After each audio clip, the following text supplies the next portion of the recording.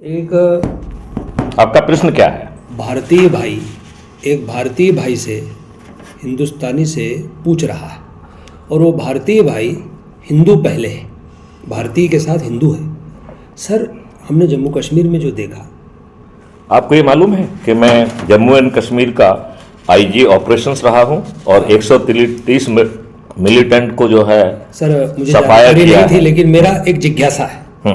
नहीं, मतलब मैंने ऐड ऐसे किया है। कोई ज्ञानी आदमी होते हैं और जो सनातन को, भारतीयता को मानते हैं, उनसे मैं ज़रूर प्रश्न पूछता हूँ। मैं मेरे स्तर पर लगा हूँ, मेरी मुसलमानों से कोई पर्सनल लड़ाई नहीं है, मैं अगेंस्ट मुस्लिम नहीं हूँ, लेकिन मैं उस विचारधारा के अगेंस्ट में हूँ जो ये कहती है जिहादियों का कोई धर्म नहीं हाँ। है, ना वो मुसलमान हाँ। है ना वो हिंदू हैं।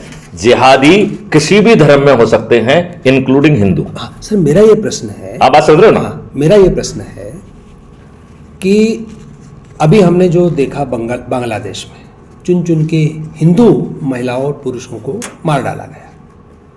हमारे जम्मू कश्मीर में हमारे बहुत सारे हिंदू भाइयों को या तो मार डाला या भगा दिया, उनकी बहन बेटियों को। स्लोगन ही यही था कि हमें कश्मीर चाहिए, कश्मीरी पंडितों की औरतों के साथ, बिना कश्मीरी पंडितों के। ये स्लोगन था जो मस्जिदों से अनाउंस किया जाता था। तो सर हम एक तो ये हुआ, मैं वहां का आईजी रहा हूं सर मेरे कानों में वो अभी भी वो नारे गूंजते हैं। सर मैं दूसरी बात उसी से जुड़ी हुई है, चल रही है। हमारा केरला जिस प्रकार से कन्वर्ट हुआ है, ये तो मेरा ये कहना है सर कि क्या इस तरह से यदि ये बढ़ता रहा तो क्या आपको नहीं लग रहा कि हिंदुस्तान और हिंदुस्तान की संस्कृति और ये सब एक खतरे में पड़ी हुई है?